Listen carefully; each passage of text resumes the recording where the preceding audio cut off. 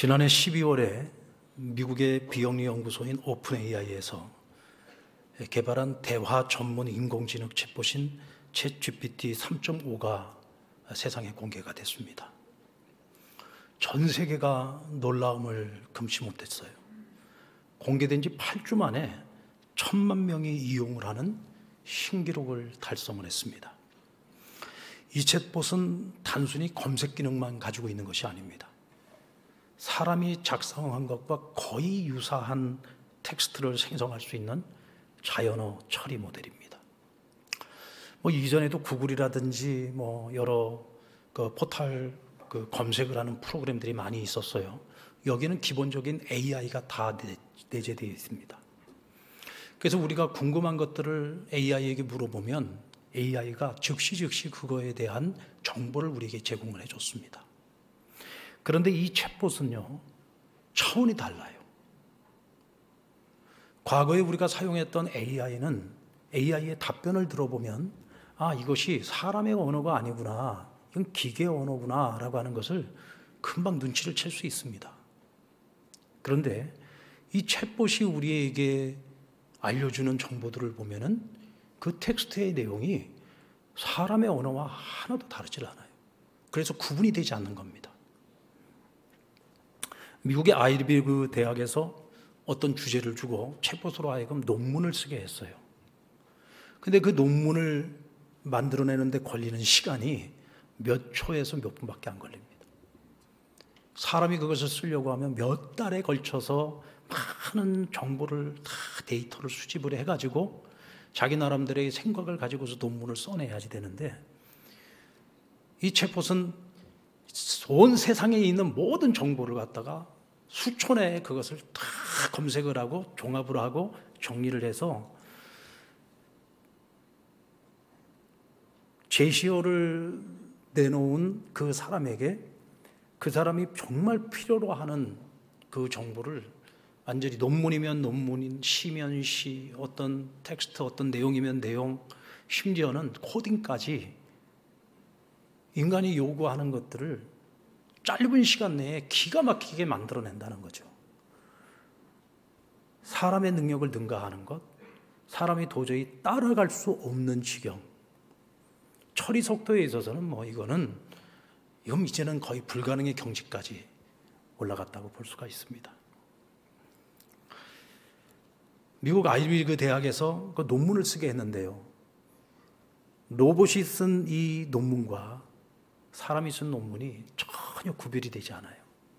그래서 이제 문제는 뭐냐면, 이제는 학생들이 자기네들이 고생을 하고 연구를 해가지고 논문을 써서 내는 게 아니라 이런 챗봇을 이용을 해가지고 논문을 써서 내도 그것을 구별을 해낼 방법이 없다는 겁니다.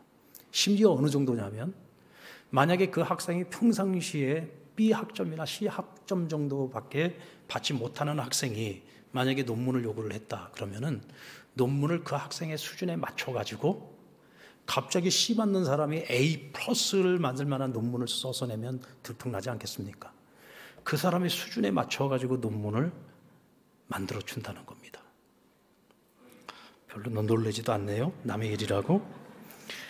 네, 오늘은 참 굉장히 저도 많이 놀랍니다. 네, 우리 교인들의 수준이 어느 정도 수준인지 웬만해가지고는 놀라지도 않고 별로 반응이 없어서, 뉴스 기사나 에세이, 시, 제품 설명, 코딩, 이제는 그 어느 영역도 이 AI가 못 해내는 게 없어요. 못 해내는 거는 둘째치고 이제는 인간이 절대로 따라갈 수 없는 수준에까지 이르러 버렸다는 겁니다. 지금까지 우리가 경험했던 AI와는 완전히 차원이 다른 새로운 AI가 나와서 지금 전 세계가 들끓고 있습니다. 기업들은 이 챗봇을 이용해서 어떻게 나의 생산성, 우리의 생산성을 만들어낼까를 가지고 벌써 치열한 경쟁이 시작됐습니다.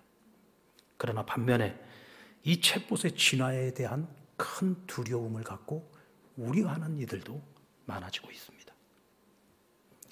앞으로 이 챗봇의 진화, 이 챗봇뿐만이 아니죠.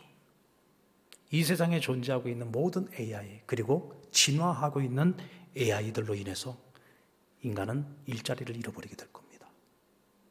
그저 단순 노동만을 하는 일자리를 잃어버리는 것이 아니고 이제는 인간이 가질 수 있는 최고도의 지식을 가지고 있는 전문가들조차도 이제는 그 직업군이 AI에게 자리를 내어줘야 되는 상황이 올 거라는 거죠. 또 수없이 많은 윤리적인 문제들이 대두됩니다.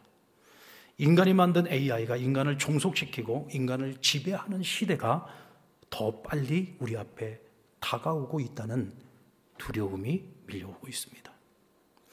AI가 인간의 창조물이라고 한다면 또 창조물이라고도 할 수 있겠죠. 그런데 창조한 인간이 피조물인 AI를 두려워하는 상황이 온 겁니다. 왜요? 이것이 인간의 한계이기 때문입니다. 지금까지 인류는 이와 비슷한 과정을 수없이 경험해 왔습니다. 인류가 새롭게 진보된 과학 문명을 발전시켜 나갈 때마다 그것으로 인해서 인류 사회는 더 풍요로워졌습니다. 더 편안한 삶을 살게 되었습니다. 그러나 반면에 그 과학 문명의 발전과 진보로 인해서 전 세계의 부의 양극화는 더 심해졌고 전쟁 무기를 만드는 첨단 기술로 발전하게 되었습니다. 그리고 이제는 인류의 멸망을 위협하는 위험한 도구가 되고 있습니다. 결국 인간의 과학 문명이 아무리 발전을 한다고 할지라도 인간 사회가 가지고 있는 이 죄와 악의 문제를 해결하지 못하는 한 인간은 자신이 만든 피조물인 이 과학 문명을 두려워할 수밖에 없다는 것이죠. 이와 같이 유한한 인간이 이 세상 천하 만물과 사람을 창조하신 하나님을 인정하지 않는다. 그 하나님을 두려워하지 않는다. 심지어 하나님을 멸시한다. 인간이 저지를 수 있는 죄 중에 가장 큰 죄가 뭐냐? 이 세상을 창조하신 하나님을 인정하지 않는 겁니다. 이 세상의 모든 천하 만물이 하나님께로부터 나왔다는 사실을 인정하지 않는 겁니다. 이것이 인간이 저지를 수 있는 최고의 죄악이고 오늘 인류 사회를 두려움에 떨게 만드는 가장 큰 이유입니다. 여러분, 하나님은 자신이 만든 피조물을 두려워하지 않아요. 인간은 자신이 만들고 자신이 개발한 것들로 인해서 두려워하는데 하나님은 자신이 창조하신 이 피조 세계를 바라보면서 후회는 하실지언정 두려워하지는 않습니다. 토기장이가 그릇을 만들었는데 내 마음에 원하는 대로 만들어지지 않았다고 해서 그것 때문에 그 그릇을 두려워합니까? 마음에 들지 않는 거 언제든지 부셔버리고 다시 만들면 되는 거죠. 이게 창조주입니다. 하나님은 이 세상을 창조하셨습니다. 심히 보기에 아름다운 세상을 창조하셨지만 그러나 인간이 하나님 앞에 범죄함으로 말미암아 하나님이 지으신 이 피조 세계가 타락하는 모습을 볼 때 하나님께서는 그것을 그냥 부셔버릴 수 있었지만 부셔버리기보다는 후회하셨습니다. 그리고 오히려 그들을 구원할 수 있는 길이 무엇이 있을까 고민하기 시작하셨죠. 그 하나님의 고민을 담은 책이 바로 바이블, 하나님의 말씀인 성경입니다.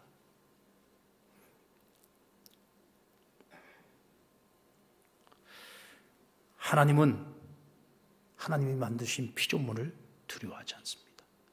후회는 하실지언정 두려워하지 않습니다. 그러나 인간은 자신이 만든 것을 바라보며 두려워합니다. 이것이 하나님과 인간의 차이입니다. 인간이 하나님의 형상을 따라 지음받았다고 해서 인간이 하나님이 되는 것은 아닙니다. 하나님께서 허락하신 범위 안에서만이 우리가 하나님의 형상을 가지고 인간이 내가 스스로 하나님이 될 수 있을 것 같은 착각에 빠질 만큼 하나님께서 인간에게 뛰어남을 주셨습니다. 그러나 그 뛰어남이 오히려 그들에게 교만함이 되어서 하나님 앞에 범죄하게 된 거죠. 여러분, 인간에게 붙일 수 있는 창조라고 하는 단어는요, 창조적이라는 말로만 사용할 수 있습니다. 우리가 지금까지 한 번도 경험해 보지 못했던 어떤 새로운 제품들이 나왔을 때 우리는 그것을 가지고 사람이 창조했다, LG가 삼성이 이와 같은 제품을 창조했다 이렇게 말하지 않아요. 정말 창조적인 제품을 이번에 만들어냈다 이렇게 얘기를 하죠. 창조라고 하는 단어는 오직 하나님에게만 붙일 수 있는 단어입니다. 오직 하나님만이 주어가 될 수 있는 단어. 그래서 오늘 우리가 함께 읽었던 창세기 1장의 첫 번째 말씀, 태초에 하나님이 천지를 창조하시니라 할 때 이 창조를 히브리어로 바라라고 하는 단어를 쓰고 있어요. 그런데 이 바라라고 하는 단어는 신적인 용어입니다. 하나님께만 붙일 수 있는 단어. 사람에게 쓸 때에는 바라라고 하는 단어를 쓰지 않고 아사라고 하는 단어를 씁니다. 아사는 무에서 유를 창조하는 것이 아니라 이미 있는 어떤 물질들을 가지고 새로운 것을 만들어내는 것입니다. 그래서 창조한다라는 말을 쓰지 않고 만든다, 아사라고 하는 말을 쓰는 것입니다. 여러분, 이 세상에 창조의 주어가 될 수 있는 분은 오직 하나님 한 분이십니다. 믿습니까? 하나님이 창조의 주어가 되신다는 말은 세상에 존재하는 모든 것들이 하나님께로부터 나온다는 얘기죠. 이 말 뜻은 하나님만이 모든 세계의 존재의 그 자체가 될 수 있다는 거예요. 모세가 처음 하나님을 만났을 때 하나님의 이름을 물었습니다. 하나님, 대체 하나님 당신의 이름이 뭡니까? 그저 하나님께서 스스로 자기를 이렇게 말씀하셨어요. 나는 스스로 있는 자다. 다른 말로 바꿔서라면 나는 존재 그 자체야. 누군가에 의해서 만들어진 존재가 아니라 나는 원래부터 태초 이전서부터 있었고 영원히 있는 존재 그 자체야. 누구에 의해서 존재하는 것이 아니라 나는 본래부터 있었어 라고 말씀하신 거죠. 영어 성경에는 보면 I am who I am, 나는 나야 라고 말씀을 하십니다. 여러분들 이창규 목사가 나는 나예요 라고 얘기했을 때 여러분들이 저에게 어떻게 당신이 이창규 목사요 하고 따지고 물을 사람이 있습니까? 저 이창규 목사인 거 여러분들 다 아시잖아요. 아닙니까? 제가 지금 여기 껍데기만 와 있는 겁니까? 아니잖아요. 제가 나는 이창규야, 나 이창규 목사야 라고 하면 여러분들 전부 다 이창규 목사 뭐 알아. 여러분들 다 인정하는 거잖아요. 제가 이창규 목사라는 걸 여러분들에게 증명하기 위해서 여기 설명할 필요가 있습니까? 하나님이 I am who I am, 나는 나야 라고 말씀하시는 게 바로 그런 의미예요. 우리가 당연히 알아야지 되는 것입니다. 우리가 특별해서 아는 것이 아니라 당연히 알아야 되는 것인데 우리가 그걸 인정하지 않아요. 하나님은 하나님인데 아니라는 것입니다. 하나님 없다는 거죠. 그리고는 우리가 상상하는 있지도 않은 하나님을 우리가 상상 속에서 만들어냅니다. 그래서 하나님은 이런 존재야, 하나님은 이런 분이야, 하나님은 이런 존재야. 그러면서 상상 속에서 우리가 만들어내는 그런 하나님을 우리가 만들어서 그걸 신이라고 믿잖아요. 그걸 우상종교 아닙니까? 그래서 세상에 수많은 우상종교들이 있잖아요. 하나님이 가장 가증히 여기는 죄를 인간이 저지르는 거죠. 여러분, 하나님께서 자기를 가장 분명하게 계시하신 것은 하나님의 말씀인 성경 안에 있습니다. 나는 스스로 있는 자야. 나는 창조주 하나님이야. 내가 너희를 창조했어. 너희는 피조물이야 라고 말씀하십니다.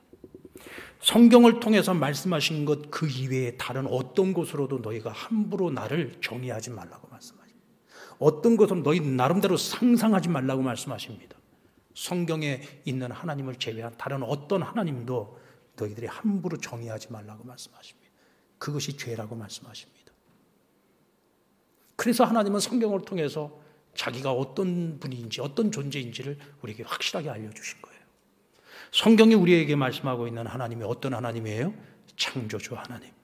창조의 주어가 되시고 이 세상에 존재하는 모든 것들을 있게 하신 바로 그분이십니다.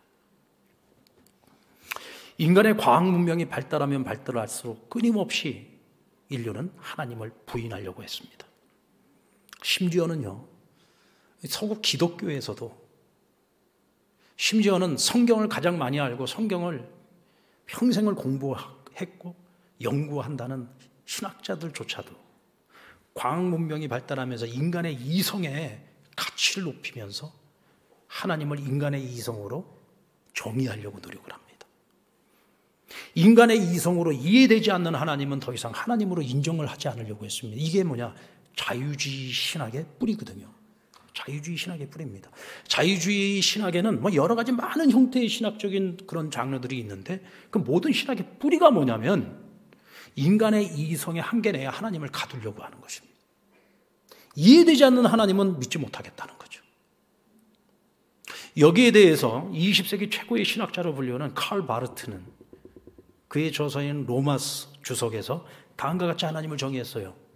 God is God. 하나님은 하나님이시다. 하나님이 스스로 자기를 증명하기 위해서 설명 필요 없다. 하나님은 그냥 하나님이신 것이다. 20세기를 그리고 지금 현재 21세기까지도 세계 신학을 지금 주름잡고 있는 자유주의 신학자들에게 거의 핵폭탄과 같은 선언입니다. 하나님을 너희가 정의하려고 하지 마. 하나님을 분석하려고 하지 마. 하나님을 자꾸 설명하려고 하지 마. 하나님은 그냥 하나님이신 거야. 하나님의 말씀인 성경은 그냥 믿음의 대상인 거지. 너희가 분석하고 쪼개고 해석하고 인간의 이성으로 하나님을 함부로 정의하려고 하지 마라고 분명하게 못을 받고 있는 겁니다. 기독교 신앙의 출발점이 뭐예요?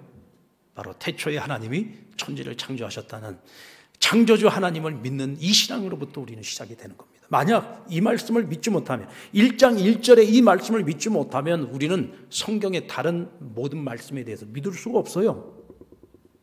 처음을 믿지 못하는데 어떻게 우리가 나중을 믿을 수가 있습니까? 알파와 오메가가 되신 하나님, 알파를 믿지 못하는데 어떻게 오메가를 믿을 수가 있습니까? 우리의 모든 신앙의 출발점은 창조주 되신 하나님을 인정하고 그 하나님을 믿는 겁니다. 그 믿음의 관계 속에서 창조주 하나님은 우리의 아버지가 되시고 우리의 주인이 되어주시고 성경을 통해서 우리에게 약속해 주신 그 모든 하나님의 평안과 축복을 우리가 이 땅 가운데서 누리게 하시는 거예요. 여러분, 우리가 하나님을 알아야 예수 그리스도가 우리에게 왜 구주가 되시는지를 알 수 있습니다. 예수 그리스도를 통해서 하나님의 그 크신 사랑이 우리에게 어떻게 전달됐는지를 우리는 알 수 있어요. 만약 하나님이 만드신 이 피조세계를 보면서 하나님이 후회하시면서 이것을 그냥 깨트려 버리시고 박살을 내버렸었더라면 예수님은 이 땅에 필요 없었겠죠. 그럼에도 불구하고 하나님은 이 피조세계를 회복하기를 원하시고 우리를 죄와 사망으로부터 구원하시기 위해 예수 그리스도를 이 땅에 보내신 겁니다. 창조주 하나님을 알지 못하면 우리는 예수 그리스도를 알 수도 없습니다. 창조주 하나님을 믿지 못하면 예수 그리스도가 우리의 구주 되심을 믿을 수도 없습니다. 여러분, 우리가 창조의 주어 되시는 하나님에 대한 우리의 신앙을 가지고 성경의 모든 축복의 약속들을 누릴 수 있는 저와 여러분 되기를 주님의 이름으로 축원합니다. 그리고 하나님이 창조의 주어가 되신다는 말은 세계 내에 존재하는 모든 것들이 그로 인하여 힘을 얻는다는 것을 의미합니다.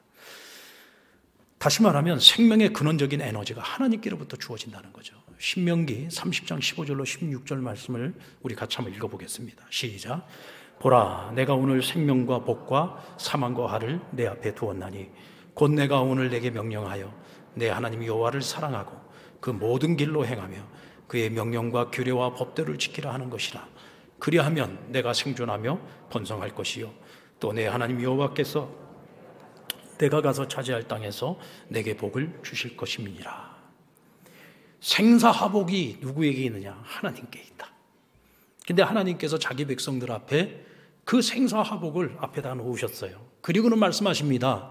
나는 내가 너희에게 준 명령과 규례를 잘 지켜 행함으로써 내가 너희에게 주는 생사화복 가운데 생명과 복을 너희가 취했으면 좋겠다. 그러나 너희가 이 나의 말을 무시하고 내 말을 준행하지 아니하면 너희에게 생명과 복이 주어지는 것이 아니라 오히려 사망과 화가 주어질 것이다라고 말씀하셨어요. 성경에 나타나는 이스라엘의 역사 속에서 하나님이 주신 이 신명기 30장 15절로 16절의 말씀이 어떻게 그들의 역사 속에서 그대로 실현되어졌는지를 그대로 나타내고 보여주지 않습니까? 하나님의 백성인 이스라엘이 하나님을 무시하고 하나님을 인정하지 않고 그 말씀대로 따라 행하지 아니할 때 그들은 자기들 앞에 있는 생명과 복을 취한 것이 아니라 오히려 사망과 화를 취했어요. 그들이 하나님 말씀에 순종하고 주의 말씀을 따라서 살아가고자 애쓸 때에 하나님은 그들에게 생명과 복을 주셨습니다. 성경이 그것을 기록하고 있는 이유가 뭘까요? 오늘 이 시대를 살아가고 있는 저와 여러분에게 말씀하시려는 메시지가 뭡니까? 하나님께서 말씀하십니다. 나는 너희가 후회하지 않았으면 좋겠다. 너희 앞에 놓여있는 그 하나님이 약속하신 복을 너희가 스스로 발로 차지 않았으면 좋겠어. 너희는 이스라엘처럼 되지 마라. 오늘 우리에게 이렇게 당부하고 계시는 겁니다. 연세대학교 세브란스 병원의 오랜 표어 중에 하나가 우리는 돌보고 하나님은 치유하신다. 우리는 돌본다. 그리고 하나님은 치유하신다. 인간의 병을 고칠 수 있는 것은 사람이 아니라는 거예요. 사람이 할 수 있는 일은 뭐냐? 하나님이 치유하시는 생명의 흐름이 막히지 않도록 인간은 하나님이 주신, 인간에게 주신 의술을 가지고 조치를 취하고 그것으로 사람을 살려보려고 최선을 다할 뿐이라는 겁니다. 결국은 생명을 주장하시는 분은 하나님이시다. 고치고 치유하시는 능력도 하나님께로부터 나온다. 이것을 인정하는 거죠. 여러분, 연세대학교는 기독교 정신으로 세워진 학교 아닙니까? 선교사들이 세운 학교잖아요. 뭐 오늘날 그만큼 예전만큼 그렇게 기독교 정신을 가지고서 그 학교가 운영되고 있지는 않지만 그래도 아직까지도 그 기독교 정신이 살아있는 병원인 겁니다. 그러니까 이런 정신을 가지고 있는 거죠. 근데 이것이 어찌 치유뿐이겠어요? 이 세상에 일어나는 모든 세상의 문제들을 가만히 들여다보면 그 모든 어려움과 불행의 뿌리는 인간이 창조주이신 하나님을 인정하지 않으니까 세상에 무서운 게 없어요. 두려울 게 없어요. 여러분들 잘 생각해 보세요. 여러분이 만약 내가 정말 하나님이 창조주이신 것을 인정하지 않는다면 여러분 세상에 무서울 게 뭐가 있어요? 내 멋대로 살아가도 되잖아요. 기본적인 양심 지키면서. 거기 기본적으로 우리가 사회적인 어떤 약속들이 있지 않습니까? 관념이나 윤리나 그런 범위 내에서 그냥 나는 내 뜻대로 내 마음대로 살아가면 되는 거죠. 뭐 두려울 것이 뭐가 있어요. 그런데 모든 죄와 악은 사실은 여기서부터 시작이 되는 겁니다. 세상에 일어나고 있는 모든 죄와 악의 문제들은 전부 결국은 인간이 하나님을 인정하지 않는 그 교만으로부터 다 시작이 되는 거예요. 앞으로 인간 제작은 과학 문명이 발달할수록 두려움과 불안감은 더 증폭될 겁니다. 지금 우리가 두려워하는 것은요, 앞으로 그대로 다 이루어질 일들이라고 보시면 됩니다. 왠지 아십니까? 왜 인류가 이렇게 발전해 나가고 있는 가운데서도 두려움은 더 커지고 있느냐? 우리는 알거든요. 지난 역사를 통해서 우리는 알고 있어요. 인간이 얼마나 악한 존재인지. 인류가 과학 문명이 한참 발전하고 산업이 발전하고 있을 때 2차 세계대전이 일어났잖아요. 그 2차 세계대전을 통해서요, 인류는 인간의 이성이라고 하는 것이 한계가 있다는 것을 깨달았습니다. 인간이 얼마나 죄인인지를 비로소 깨달은 거예요. 그래서 다시 하나님을 찾게 된 겁니다. 여러분, 지금 러시아의 푸틴이 그 광기를 갖고 전쟁을 일으켰는데 그 여파가 지금 전 세계를 힘들게 만들었잖아요. 전 세계를 고통 가운데로 지금 몰아넣지 않았습니까? 아직도 전쟁이 언제 끝날지 모릅니다. 지금 뭐 경제학자들은 뭐 이 전쟁만 끝나면 뭐 좀 나아질 것처럼 얘기하는데 천만의 말씀입니다. 과연 이 전쟁이 금년 안에 끝날 수 있을까요? 여러분, 이런 한 사람이 광기에 젖어 있을 때 전 세계가 이런 혼란에 빠져 있다면 앞으로 정말로 우리가 우려하는 대로 AI에게 인간의 종속을 당하는 시대가 오고 AI에게 우리가 지배를 당하는 그런 시대가 온다고 생각을 해보십시오. 그리고 그와 같은 엄청난 힘과 권력을 가지고 있는 어떤 한 사람이 푸틴과 같은 그런 광기에 사로잡힌다고 한번 생각을 해보세요. 인류의 멸망 시계는 우리가 상상하는 것보다 훨씬 더 빨리 우리 앞에 찾아올 수 있습니다. 결국 멸망을 향해서 달려가는 광기 가득한 세상을 구원할 수 있는 길, 화와 사망이 아니라 생명과 복을 회복할 수 있는 유일한 길은 인류가 창조주 하나님을 다시 찾는 것입니다. 하나님을 의지하는 것입니다. 그의 도움을 바라는 길밖에 없습니다. 여기에 교회의 사명이 있어요. 여러분, 이 사실을요, 세상 사람들 붙잡고 암만 얘기해 보십시오. 전부 우리 보고 미쳤다 그럴 겁니다. 야, 니는 맨날 너희한테만 희망이 있다고 얘기하냐? 맨날 너희한테만 소망이 있다고 얘기하냐? 이제 그만 좀 해라 그럴 겁니다. 당연합니다. 왜냐하면 그들은 모르니까 그러는 거죠. 그럼 우리는 알고 있습니다. 성경을 통해서, 하나님의 자기 계시를 통해서 우리는 하나님이 어떤 분이신지, 인류를 향하신 하나님의 계획이 무엇인지 우리는 다 알고 있어요. 어떻게 해야 우리 인생이, 인류가 하나님이 주시는 평안을 누릴 수 있고 행복의 길을 걸어갈 수 있는지 우리는 알고 있습니다. 알고 있는 자의 책임이 뭐예요? 나만 알고 끝나면 안 되는 거잖아요. 이게 정말 진리라는 사실을 우리가 믿는다면 우리는 이것을 듣든지 아니 듣든지 세상을 향해서 마치 광야에 외치는 소리처럼 끊임없이 알려야 됩니다. 이것이 오늘 이 시대 우리의 사명입니다. 뭐 세상에 오늘날 이 땅에 교회를 갖다가 무슨 마치 악마 집단인 것처럼, 드라마나 영화 같은 것들 한번 보세요. 요즘 나오는 것들 보면 전부 무슨 목사들은 하나같이 다 괴물로 다 그려놓고, 교회는 하나같이 전부 거짓말 집단인 것처럼, 이상한 사이비 집단인 것처럼 그렇게 전부 표현해서 나타내지 않습니까? 사람들은 아무 생각 없이 보면서 그런 있는 그대로 다 흡수하고 다 받아들입니다. 그래서 교회를 보면서 사람들이 뭐래요? 전 믿는 것들이라고 얘기합니다. 믿는 것들. 저 교회 다니는 것들이라고 얘기하죠. 여기에 또 심지어는 우리 믿는 사람들조차도 거기에 또 마음이 휩쓸려가지고, 교회가 뭐가 어떻고, 우리 스스로가 교회를 얼마나 또 비난을 하고 비판을 하는지 모릅니다. 요즘은요, 교회의 적은 성도라, 이런 얘기도 있어요. 뭘 정확하게 알고 얘기하는 게 아니에요. 그냥 그렇다더라 하는 이야기들을, 세상에서 하는 쏟아내는 이야기들을 들으면서 우리 스스로가 마치 문제 덩어리 집단인 것처럼 그렇게 스스로를 오해하고 있어요. 이게 지금 어떻게 보면 한국 교회, 세계 교회의, 오늘 이 시대 현대 교회의 가장 큰 문제점이라고 할 수 있습니다. 여러분, 구원이 어디에 있습니까? 교회에 있습니다. 하나님의 말씀, 복음을 가지고 있는 교회에 있어요. 세상은 항상 교회를 비판했습니다. 세상은 항상 교회를 저주했습니다. 어제 오늘의 일이 아닙니다. 세상의 유일한 희망, 세상이 뭐라고 얘기하든 하나님께서는 교회라고 말씀하십니다. 오늘 그 사명을 저와 여러분이 감당해야 되고 우리 성남교회가 감당해야 됩니다. 창조주이신 하나님 안에 있을 때 세상에 존재하는 모든 것들은 존재의 의미를 갖게 됩니다. 하나님께서 인간을 창조할 때 우리가 하나님을 바라보도록 만드셨어요. 하나님은 빛이시잖아요. 빛이신 하나님을 향할 때 우리는 그 빛을 받게 되죠. 그래서 그 빛을 세상을 향해서 발하게 됩니다. 그래서 너희는 세상의 빛이다 라고 말씀을 하신 거예요.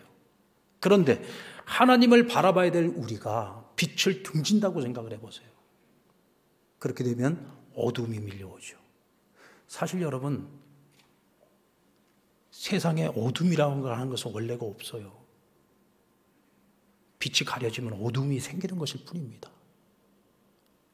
우리가 빛이신 하나님을 바라보지 않고 등을 질 때 우리에게 어둠이 밀려오게 되고 우리는 어둠의 자녀가 되고 마는 겁니다.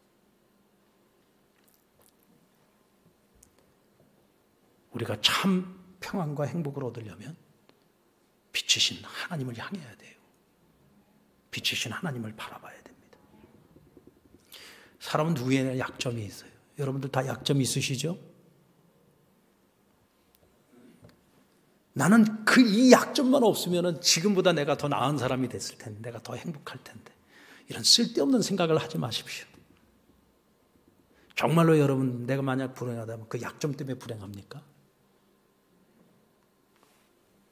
절대적인 약점이라는 것은 없습니다. 다 상대적인 거예요.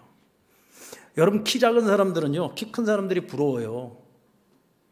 근데 또 키가 큰 사람들은요, 키가 좀 적당한 사람을 부러워합니다. 내가 작은 사람 부러워한다는 소리는 차마 못하겠고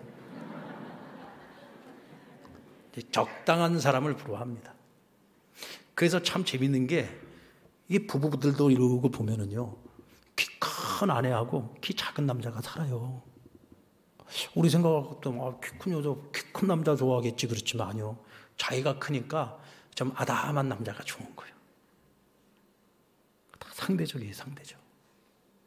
그러니까 절대적인 약점이라고 하는 건 없어요. C.S. 루이스는 오랜 세월 동안 전 세계에서 기독교 우리 저술가로 학자로서 전 세계에 가장 오랫동안 영향을 많이 미쳤던 인물입니다.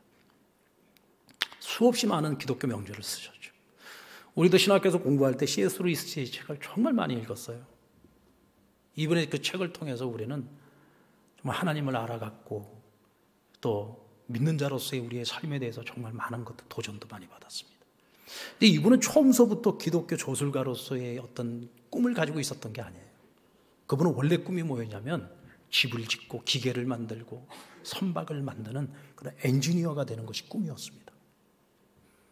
근데 이분에게 치명적인 약점이 있었는데요. 엄지손가락에 관절이 없어요, 관절이. 그러니까 이 엄지손가락을 자기가 원하는 대로 움직일 수가 없는 거야. 여러분, 손이 이렇게 장애를 가지고 있는 사람이 어떻게 엔지니어가 될 수가 있겠어요?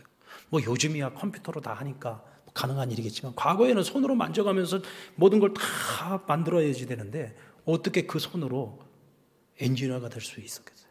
그래서 그 꿈을 접고 글을 쓰기 시작했는데 하나님께서 그가 가진 약점을 이용해 그의 장점을 최대화시켜서 그로 하여금 역사의 길이 남을 수없이 많은 기독교 명절을 써내게 했던 겁니다.